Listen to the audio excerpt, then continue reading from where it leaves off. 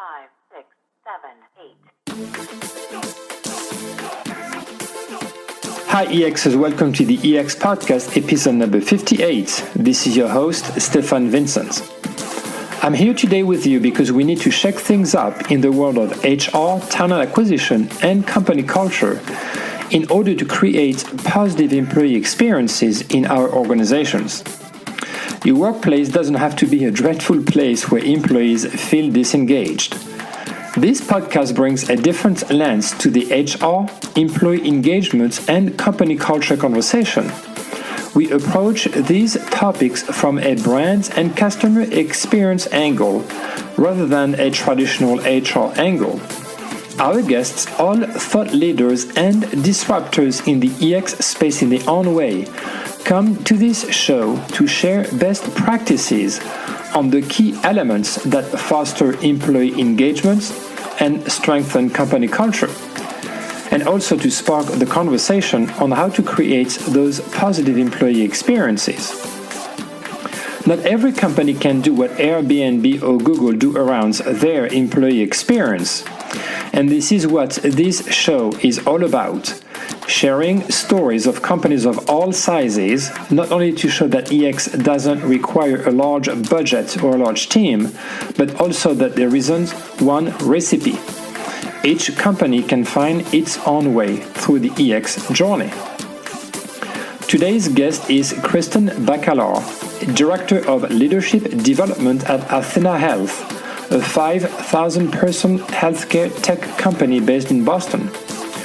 Today, with Kristin, we talk about why we're doing diversity and inclusion the wrong way, what organizations must change to adapt to the evolution of the workplace, what are the attributes and skill sets expected from tomorrow's leaders, what does Athenahealth do to ensure maximum engagement from its employees? And how to leverage technology, people analytics to customize the employee experience and measure long-term success. This episode is brought to you by Spring International. Spring is a women-owned boutique firm that focuses on performance-based employee engagement and people analytics. From onboarding to exits, Spring uses proven techniques to help companies improve the employee experience and calculate the ROI of HR programs and initiatives. I hope you enjoyed this conversation with Kristin. And because it takes a good amount of time to produce this podcast, please make sure to review the podcast on iTunes, Google Play, Stitcher, TuneIn, or YouTube, as it would help promote the content. If you want me to speak at your next events, get some advice on your EX initiatives, or send me feedback, suggestions for future topics or guests, you can reach me at svincent@exsummit.com or on Twitter at EX_summit. All right, let's get to it. Hi everyone, welcome to another episode of the EX Podcast. Very excited for today's guest, Kristen Bakalar. Kristin is calling from the Boston area, and she is the Director of Leadership Development at Athenahealth. Kristin, thanks for joining us today. Thanks for having me. To kick off the conversation today, first very easy question. Who is Kristin? What's your background? And what is Athenahealth? Well, the easier question, of course, is what is Athenahealth? So I'll start there. We are a company, about 5,000 people globally. We work in healthcare IT. On the basic side, we are an electronic health record. So when you go to the doctor, you see the doctor typing in all of your information and it is stored. We are one of several providers that do that. However, what makes us unique is that we are the only cloud-based version of that software. And what that means is that, for example, Hurricane, I think it was Harvey, that hit not too long ago, wiped out a couple of hospitals, which meant that companies that had physical electronic health record, like computers in their offices, were unable to get their records. But as long as you had an internet connection, you could get to Athena's records. So that's a real differentiator. And what we're trying to do is really transform healthcare to make it easier for every patient to access their records and to share across doctors and facilities, et cetera. So we're trying to create the healthcare internet is kind of our vision for the company. Interesting. Yeah. And what is your background? So my background is basically in leadership development. I have a master's degree in organizational psychology. And before I got that degree, I think my career and my life, one of the common threads was leadership, whether that was athletic leadership on the field, whether that was coaching, whether that was directing an athletic department, organizing events, whatever the case was kind of throughout my life, even from, childhood, there was a leadership aspect of what I was doing. And as I got into my mid to late 20s, I was coaching, and I started doing what was called mental practices, which at the time, the girls on my team were kind of rolling their eyes about, but it really made a difference. We talked about the mental aspect of playing sports and how you talk to yourself and what sort of attitude you had. And I didn't know it then, but that would really fuel my energy and my passion around doing that in the workplace. And so I got a master's degree in organizational psychology, which is basically the study of humans, but at work, and really focused that time in school on group and team dynamics and leadership behaviors. Very interesting. So before we get to the topic of leadership developments, I'd like to talk about your previous role at Athenahealth around diversity and inclusion. Yeah. And you spoke at Disrupt HR Philadelphia about how we're doing diversity and inclusion the wrong way. And that was a very good talk. So can you explain what you mean by that? Well, yes. To be fair, I was being a bit provocative. But yeah, I started it out by saying, I think we're doing it wrong. And what I really meant by that was there's something passive about the terms that have become commonplace, diversity and inclusion. It's almost to say that, if you happen to show up at the right place at the right time, then sure, okay, I'll include you. And I actually think that if we want to make real change in our workplaces, we have to do more than just simply include people.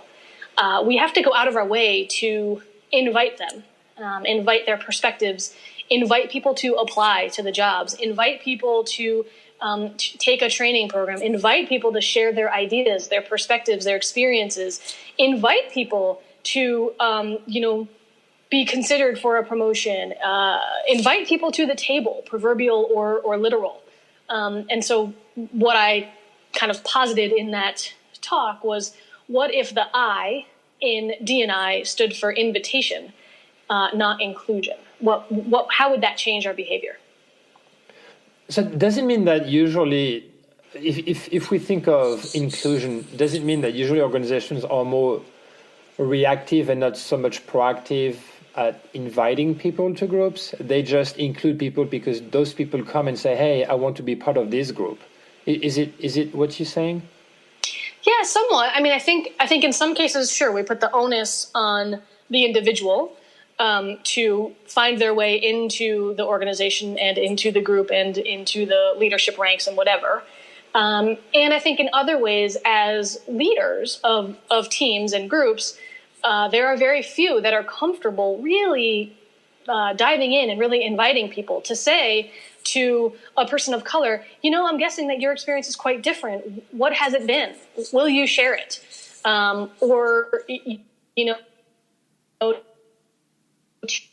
Who is LGBT, tell me about your partner. What is that like?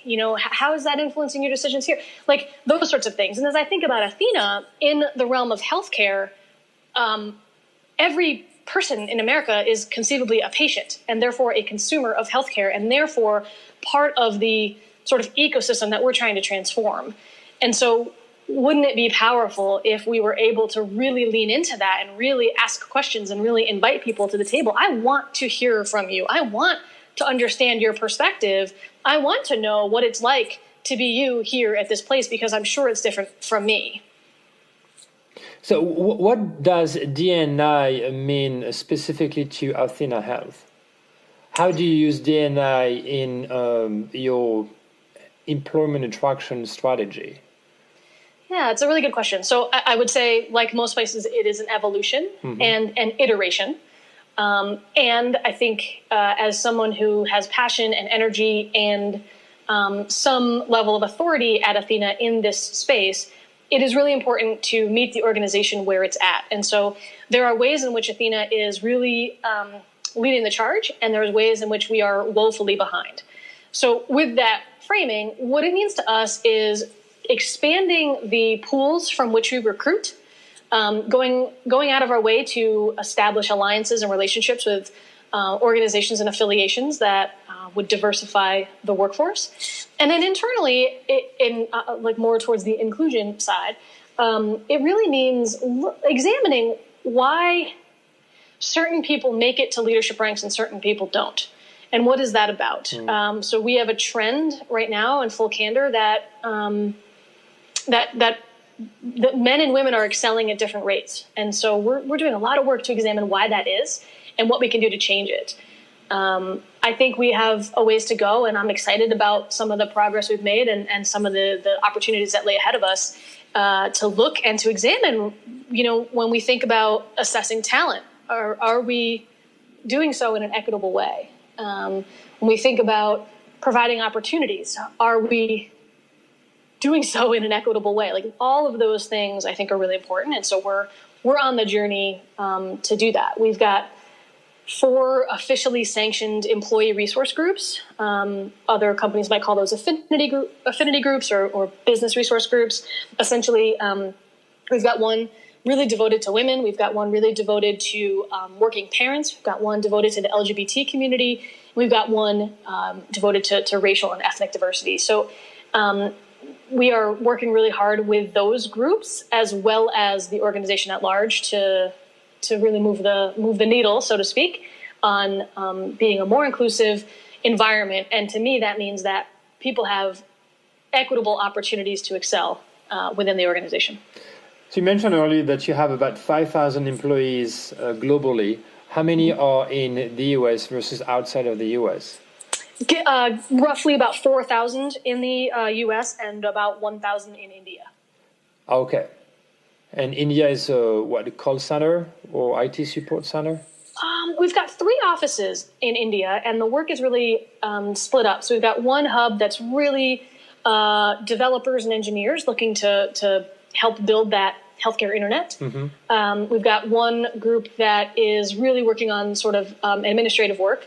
And then we have another group that is the sort of the U.S. nighttime shift of call center, help center, et cetera.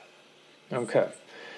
Beyond the notion of D&I, in your opinion, what do leaders need to change to adapt to the evolution of the company culture, the employee experience, and also the digital disruption in the workplace? I think, from where I'm sitting, I want leaders to be deliberate, mindful, and conscious of their choices and decisions. So here's an example. Statistically, when it comes to feedback, Black women get the least amount of feedback. And if you layer on the elements of diversity, person of color, female, etc., there are lots of leaders who shy away from giving honest, candid feedback. And this is, it's a brutal reality, right? So not only in the moment is this person not getting the feedback, but if you fast forward their career 10 years, they're being stunted because they're not getting the corrective development opportunities now that would help them excel in the future. And so what I would see for leaders is to be really mindful about, being candid with people, giving them feedback, helping to develop their employees, and fighting the bias or the urge to sort of have this internal dialogue of, well, she might get upset, or it's not that big a deal, like that. Which is a tendency I think that a lot of leaders have, specifically white male leaders. So that's one, really tactical thing. Another one, as we get higher up in the ranks of leadership, is to be a voice of authority and inspiration from the top. So really setting the tone that I want different voices at the table. I want different perspectives. I want to be challenged. I want my decisions to be really thoughtful, and I want to not make them in a vacuum, but rather include various groups and various voices, various levels in the organization, various genders, various sexual orientations, various abilities and disabilities, the list goes on, so that we have a more complete picture. Do you think that D&I most of the time comes, or the topic or the question of D&I comes to organization because they've had some issues around diversity and inclusion, and they realize that they have, for whatever reason, maybe a public relations reason, maybe legal or compliance reasons, whatever it may be, they decide to focus on D&I because they don't really have a choice. So do you see that it's more of a reactive approach than a proactive approach in most organizations? I think it's both. I mean, I certainly think that there are some organizations that have gotten themselves into trouble, take an Uber or Starbucks or something like that. Yeah. And so they have a reactive decisions to do X, whatever X is. I also think that there are plenty of organizations who truly see the value that if we, and we know this from research, that if we have diverse teams that are well managed, they will outperform homogeneous teams. And so they really see the value of that. Take Patagonia or a Unilever, for example, who, to my knowledge, and I could be wrong, but I haven't heard a lot of, PR nightmares or public discourse about their lack of diversity. Mm-hmm. But these are companies that are working really, really hard to be more inclusive, to invite more voices to the table, to create a workplace that is, a great place to work for women and for people of color and for the LGBT community, and the list goes on. So I do think it's both. And I think, you can probably learn a lot about the companies that do that knee-jerk reaction. So if Starbucks, and I hate to use them as an example, but if they had this, PR issue, and it wasn't just a PR issue, it was a real human issue in Philadelphia with those black men. And I believe what they did was they created mandatory training for every employee. If they had stopped there, I think that would have been problematic, because you cannot solve problems like that with a 3-hour training or an 8-hour training or a 2-day training, because we're talking about decades and decades of, socialization and just, bias and human behavior. But what they also did was they changed their policy about the bathrooms. And so that's where I think that we're making an actual difference, because it's one thing to really tackle human behavior and provide some training. But I don't want to be the person to tell, the black woman, hey, just hold off another 70, 80 years, because we're going to really help people change their behavior. But if we actually attack the systems and the processes and the structure of the organizations, we force people to behave in the way that we need them to and want them to. And so that is something that we could do tomorrow that has a really big impact. And so when I think of Starbucks, sure, the training was probably enlightening for some people, but that to me is to the side. The thing that is meaningful about what they did was they changed their policy, which forces their employees to behave in a different way. And I think that is more powerful, for sure. There's a notion that I like. Instead of culture fit, we should look at culture add. Yeah. And I really like the idea because it relates to diversity. And many companies usually look to hire people who actually just are going to fit in a mold, right? Versus people who may not have exactly the requirements for the role, or they may just have a different background from the traditional industry they're being hired for, or whatever it might be. And many companies have a tendency to rely on that sort of safety net of culture fit.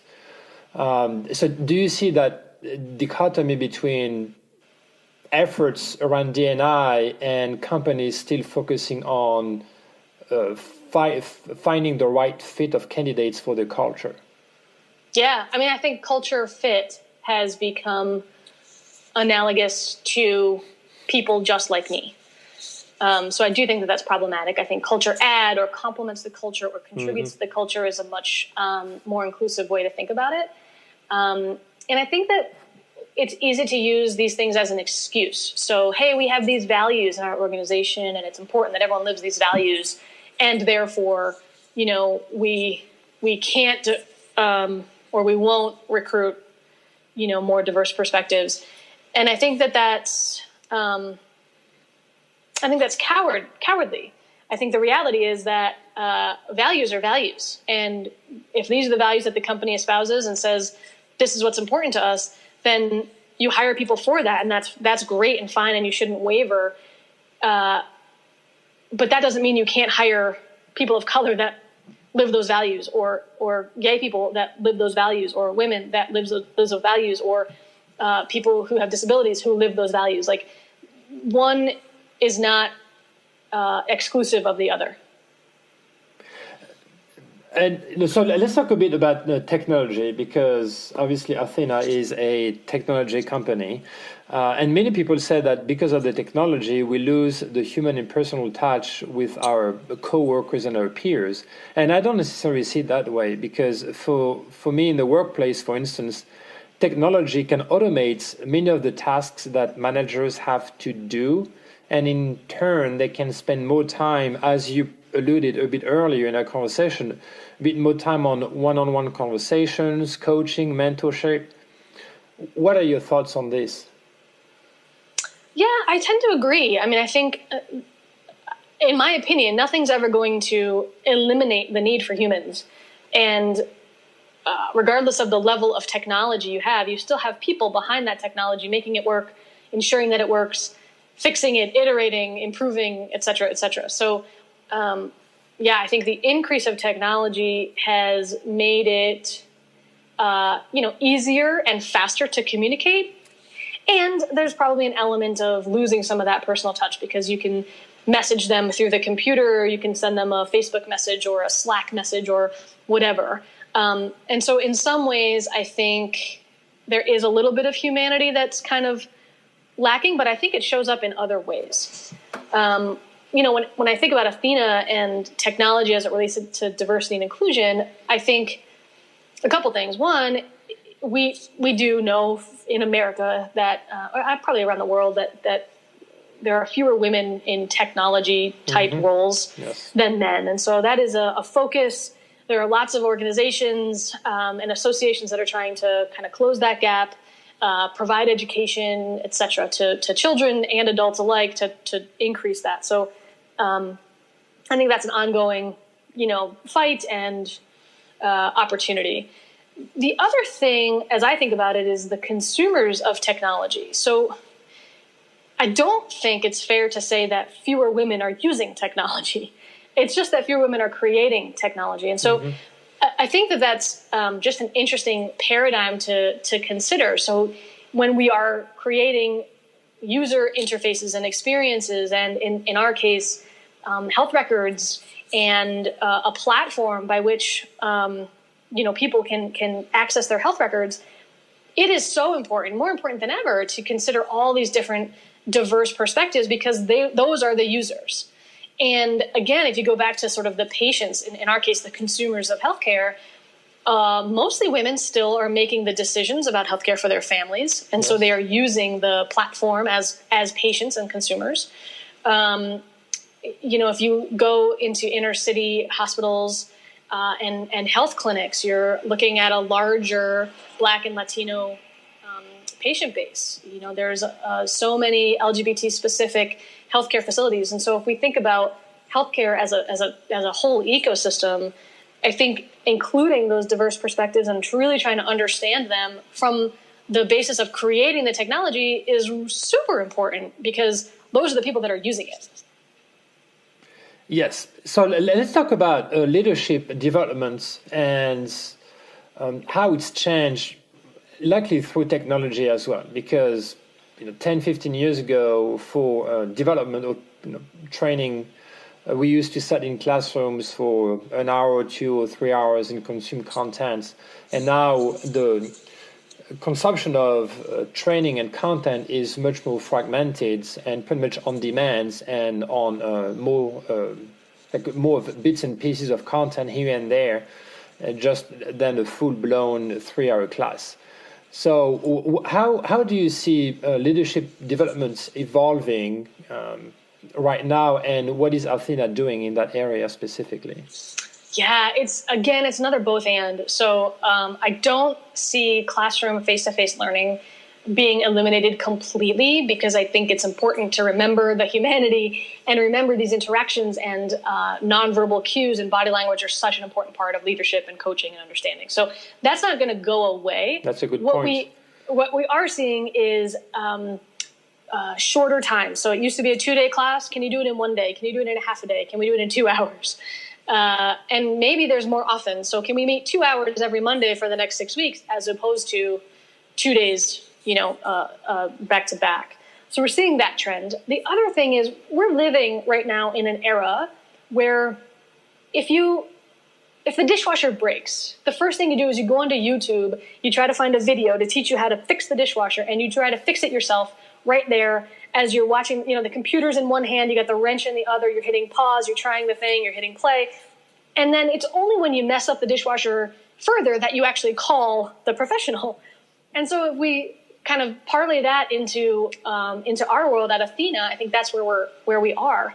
So what we're doing is creating a lot more of that just-in-time learning. So, oh, shoot, I realize on my calendar I have a feedback session in 1 hour, or a coaching session in 1 hour. Let me go, online and look up some quick videos on the right way to do that.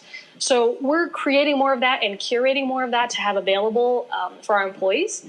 We're also looking at sustainability pieces. So if we do have a 1-day course or a half-day course or whatever, what can we give them before, during, and after from a technology standpoint that helps sustain that learning and gives them access and reminds them? So we went to this 1-day course and we learned, feedback and coaching and career development. And then 2 weeks later, we've probably forgotten some of that. So how can we create some things, whether that's a video or some sort of e-learning type thing, or even a PDF, something like that then follows up that learning to remind them, hey, here's what we talked about, or here's a way in which this shows up at work. So it really becomes super, super relevant and in the moment and timely. So it's no secret that the arrival of the millennials in the workplace has drastically changed the way the companies have to look at the way they interact and engage with the employees, how they design office spaces and everything else. And then Gen Z coming up now, even entering the marketplace right now, they are going to change what millennials changed in their own ways. So when we look at leadership attributes of tomorrow, how do you see leaders needing to evolve the behaviors and their skills to adapt to this upcoming generation?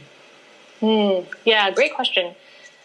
I think if they follow the trend of other things that we're seeing in the workplace, they're going to have to be quicker, in the moment, immediate, and really in tune to kind of what's happening. So the days of, let me wait until our one-on-one scheduled in 2 weeks to give you feedback about what you just did yesterday, I think those days are over.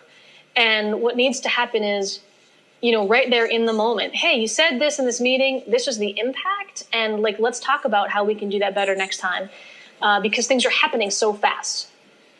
I think that's one piece. I think it's funny, there's a lot of energy around millennials and how they're changing the workplace, and I am no expert on that, so I don't have a strong point of view, except to say that I think the desire for feedback cuts across age, tenure, generation, gender, race, etc. If you ask a group of people to raise their hand if they get too much feedback, nobody raises their hand. regardless of their age. So people want it, right? We want to know, are we doing something that matters? Is this useful? Is it helpful? Did I do good? Or could I have done better? And so it's this, I think that is, something that really hasn't changed that much, but it's getting more attention because the millennials, I think, from what I can have read, are demanding it in a new way that people are paying attention to.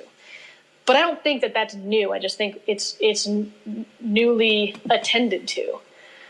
So I think that, feedback and coaching are just constant needs in organizations for sure. By now, we all know and acknowledge that employee engagement is a huge issue and a business challenge for most organizations. What does Athena do to connect employees to the company's purpose to ensure maximum engagement from those employees? Yeah, excellent question. Another evolution, yes. As Athena is a very dynamic and rapidly changing place. I think employee engagement is an interesting one. So I absolutely believe that there is a correlation between employee engagement, customer satisfaction, productivity, and business performance. In fact, just as an anecdote, I did a line graph of those trends in our organization about a year ago, and it was almost the same, slope of the line. So I absolutely believe in that. What I think is interesting about employee engagement is that the traditional survey sort of assumes that every voice is equal. Every voice matters just as much as the one next to them. And a lot of these surveys still focus on satisfaction measures. So are you proud to work here? Would you recommend this place? Things like that. Mm-hmm. And what's interesting is that if we got a low scored in people being proud to work here, I don't know as a practitioner what I do with that. How do I change? How do I make you more proud? I can't. But if we go back another layer and think about what are the things that actually drive engagement, it's knowing I'm doing something that matters, being a part of something that's bigger than myself. It's trusting my manager, knowing that that they support me. It's knowing I have a career path here, that I have a future here, that I can be rewarded and acknowledged for my contributions and move up or over or around in the in my career here. And it's being able to be myself in whatever way I choose at this organization. So feeling like I can, bring my whole self, or at least the parts that I want to. So I think those are some of the major drivers of engagement. And if we start asking questions about those things, like, are you satisfied with the number of career conversations you're having with your manager? Mm-hmm. Are you satisfied with the quality of those conversations? Questions like that, if the scores are low, we know exactly what to do. And we can then impact things in a much more tangible way. So that's one of the transitions that we're looking to make at Athena, is asking questions that are a little bit more action-oriented as opposed to satisfaction-oriented. The other thing that I think is interesting, again, sort of back to my first point, is assuming that every voice matters equally, I think is a mistake. I think we have to be okay looking across an organization and saying, we've got some employees that are game changers. They are coming to every meeting and every project with enthusiasm and ideas, and they're changing the game, right? They're pushing us to think differently. They're excelling the organization. They are contributing at a disproportionately high rate than compared to their colleagues. And that's awesome. And we need those people to excel the organization forward. We also have employees who aren't changing the game, but man, they are our top performers. They consistently do an awesome job. We know if we have a complex project or task, we give it to them and they're going to do it right. And we have employees that are just sort of, your steady eddies. Like, yeah, I do the job I'm supposed to do. I do it, fine. And I'm meeting expectations and all the things. And we probably have a fourth category of people who we are confused about why they still work here. Either they're unhappy or they're not performing or whatever.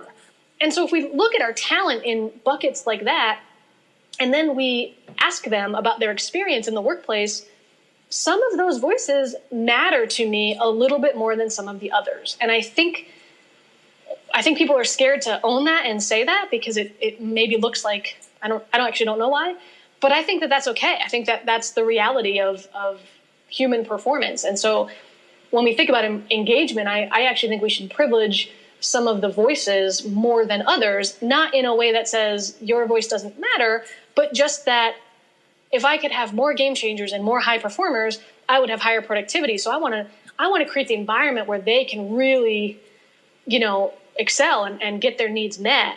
And the people that are, not contributing or not meeting expectations or unhappy, create a way that they can either change that attitude or find a place where they are a little bit more happy. Right. It's a good point. And as you mentioned, many companies do polls or surveys to measure the level of satisfaction of the employees.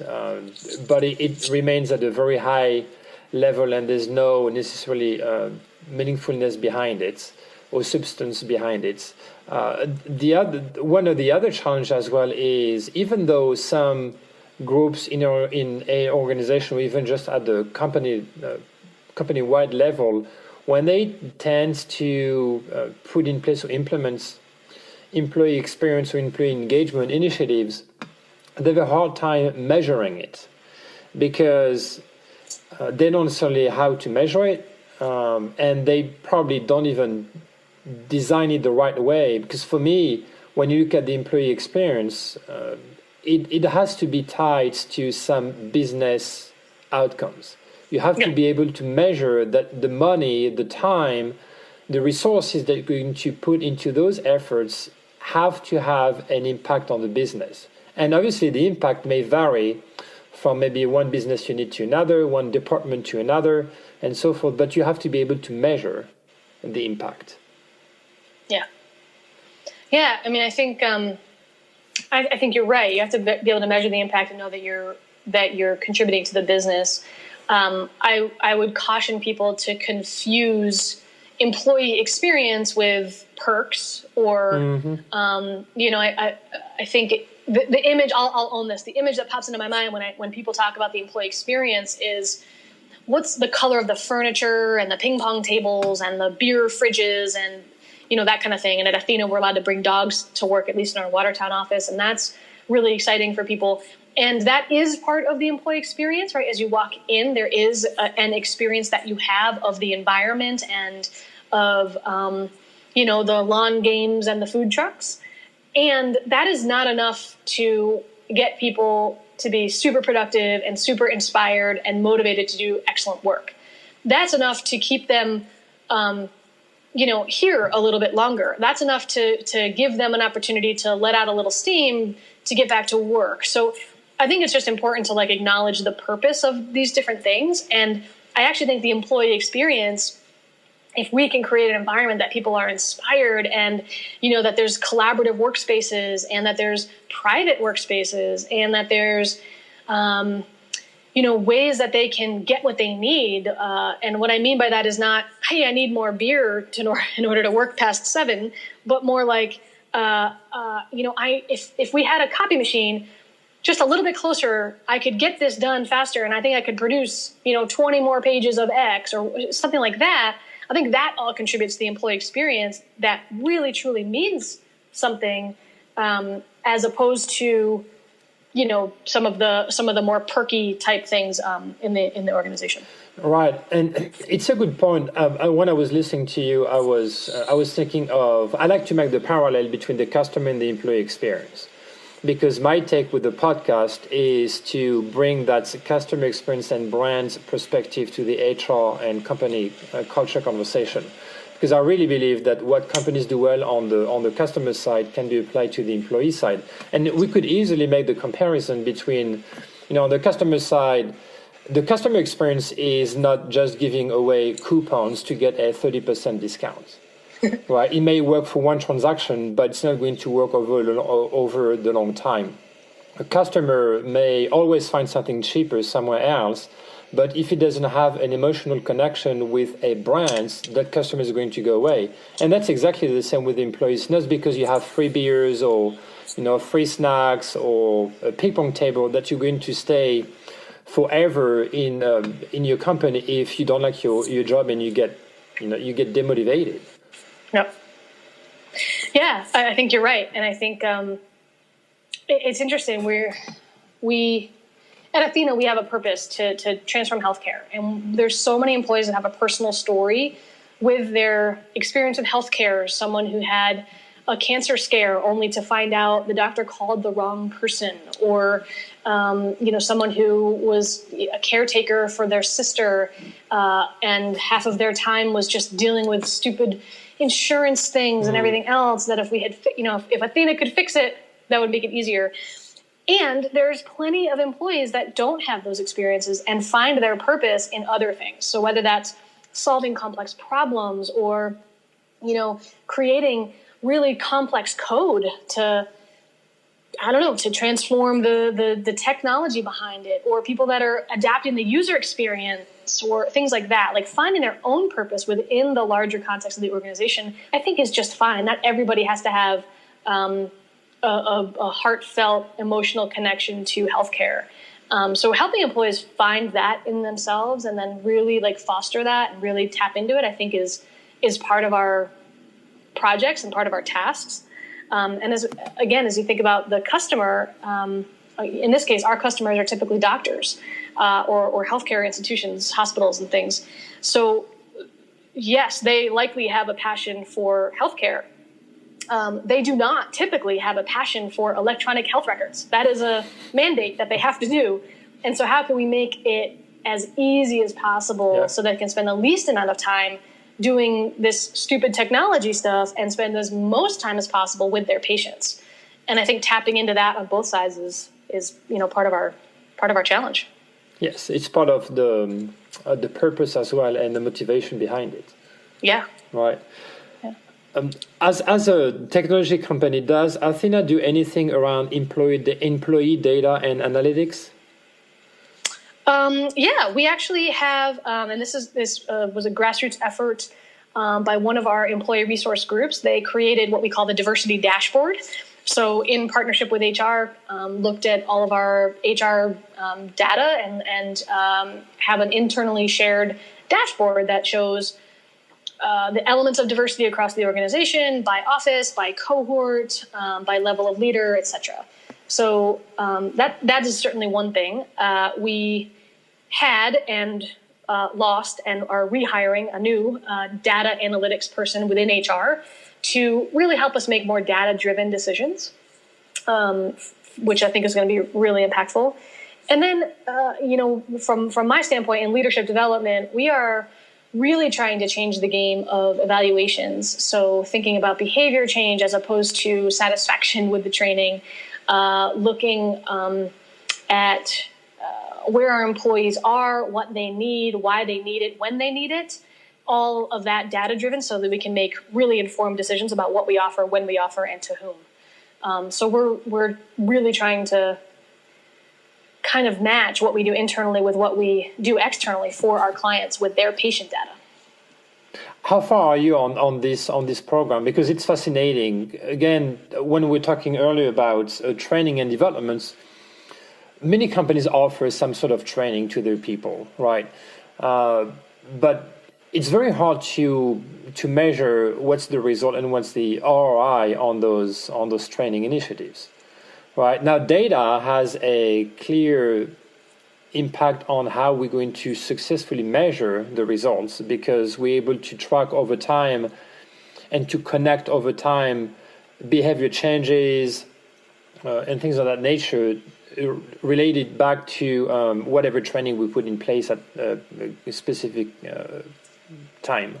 Sure. Yeah, So I'll give you one example. So we noticed in our employee engagement data that career development was a gap.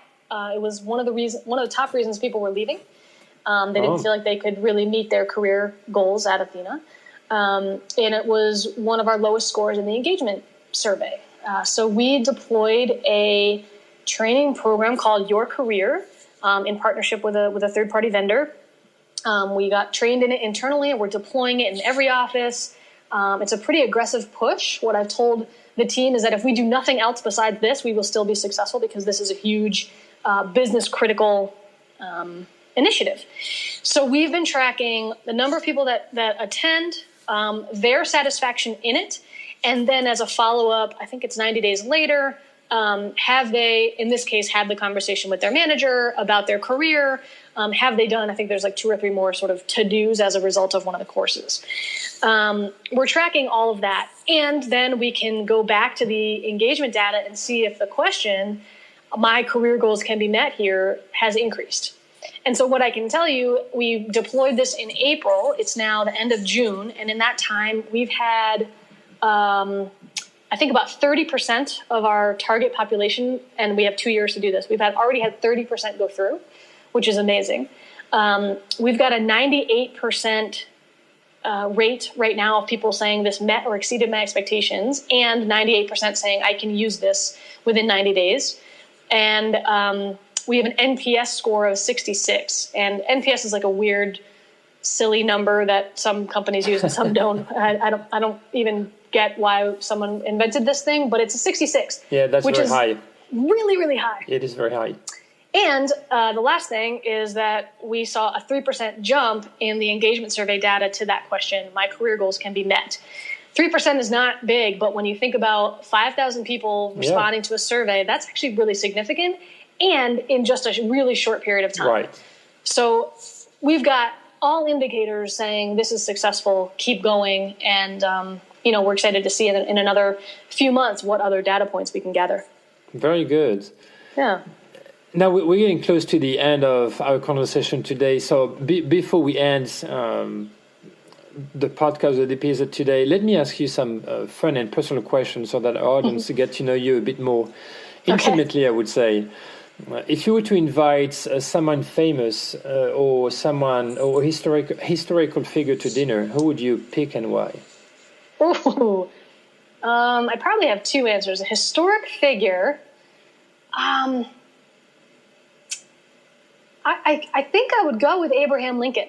I'm curious as to at the time progressive thinking, and I would be really curious to understand his views and his opinions on how Republicans and Democrats exist today versus how they existed in his time. That would be quite interesting. That's for sure. I think my hypothesis is that he'd be disappointed.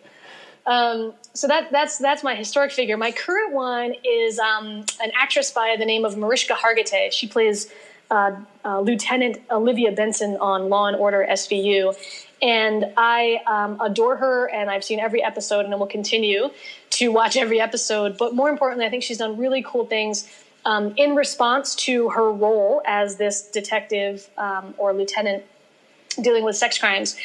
She got so much, fan mail and people telling her their stories that she has become this incredible advocate in the community. So she started the Joyful Heart Foundation, which is all about helping victims become survivors, victims of sexual assault become survivors. And she does all kinds of therapy and art therapy and swimming with dolphins and things like that. She's also just had a documentary come out a couple months ago about how she's fighting to make rape kits, force untested rape kits to be tested because we can solve so many more crimes. And there's really good documentary about that's helped so many survivors and law enforcement agencies to catch kind of the bad guys. So I want to know everything about her and hang out with her, and I'm just really inspired by her. Sure, that's incredible. Yeah. What could we spot you doing outside of work that would flabbergast your coworkers? Oh, flabbergast. That might be a strong term. I relocated to Boston a little over a year ago. Prior to that, I was living in Philadelphia, and there I got really into improv. I started doing it. I started taking courses and classes and performing a little bit, and really, really liked it. And it's funny, I never invited any of my friends to any of my little shows. For whatever reason, we could analyze that for days, but I really enjoyed that and liked it, and got to be sort of goofy on stage, which is super fun. I don't know if that's flabbergasting, but at least it's somewhat interesting. It's a lot of fun. I did it before too, and it makes you think very, very fast on your feet too. That's right. So Do you like football at all? American football? Yes. Okay. No. Okay. I don't. Because I would have so asked you if you were more of a Eagles or a Patriots fan, but yeah, in this particular Super Bowl, I rode the fence pretty hard, but gun to my head, it would be I would have been rooting for the Eagles. Okay. What is your favorite food? Gosh, it's probably something really unhealthy, like a brownie or like a traditional Toll House chocolate chip cookie that's like slightly undercooked. I definitely have a sweet tooth. So that would probably be my favorite food, although the food that I try not to eat all the time. No lobster in Massachusetts? Oh, I would take that for sure. But listen, if it's my last day on Earth, I'm not going to choose the lobster. I'm gonna definitely go with the brownie. All right, well, so let me ask you this question then. If you were the last woman on Earth, what would you do? The last woman on Earth, what would I do? Or the last human on Earth. Last human on Earth. You would be the only person. Gosh, I don't know. Are there animals around? Well, I'd probably play with them. Okay. Nothing else? Nothing crazy? That's it's an interesting question. I mean, in some ways, I'm inspired to say, well, no, there's no one else around. What's the point? And in other ways, I'm inspired to say I would do everything because no one's around. So I would be naked and I would be running around the streets and I would do all the things that society says you shouldn't do now just because I could and there's no one here to see me. Good. Yeah, and everything would be free. You can travel everywhere. You wouldn't have to pay for anything. I guess I should learn to fly a plane because I want to get places. Well, yes, yeah. Yeah, that's another thing. So what is the way for listeners to follow you and Athena on social media? I am terrible at social media. I'm on Facebook, but people can barely follow me. LinkedIn is the best way to get to me. Okay. And my profile is just my full name, Kristen Bakalar. Direct email, direct conversations. I am like a little old school. If you actually asked me for coffee, I would say yes. I love the face-to-face interactions. Athena has a much broader social media presence with all the things: the Twitter, the Instagram, the Facebook, the LinkedIn, the whole nine. But for me, I'm old school, so LinkedIn is probably the best. All right. And any last word of advice or wisdom? When it comes to diversity and inclusion, I think being courageous enough to just have the conversation and being willing to mess up. So ask someone who's different than you why they're different, how they're different. Don't pretend that they had the same experience as you, or that your view is the same as theirs. Ask them. Be curious. Really, really cultivate that curiosity. And I think if we just asked each other a little bit more about our experiences, we would get so much more from our employees, from our friends, from our relationships, from our neighbors, all of it. So being courageous to have conversations, ask a lot of questions, and be okay with messing up. And if you do, just apologize with a little humility. I'm so sorry. I meant to ask this and it came out that way and I didn't mean it that way. And that I think for some reason there's a lot of fear around difference. And if we could just lean into it a little bit and be curious about it, I think the fear would dissipate. That's a very nice way to end our conversation today. Thank you so much, Kristin. Thank you so much for having me. This was great. Thanks for tuning in to the EX Podcast. If you want to learn more, visit our website at expodcast.com. If you want to find out more about our next conferences, go to exsummit.com. Finally, you can also find my manifesto on business to employee or B2E branding at b2ebranding.co. See you next week.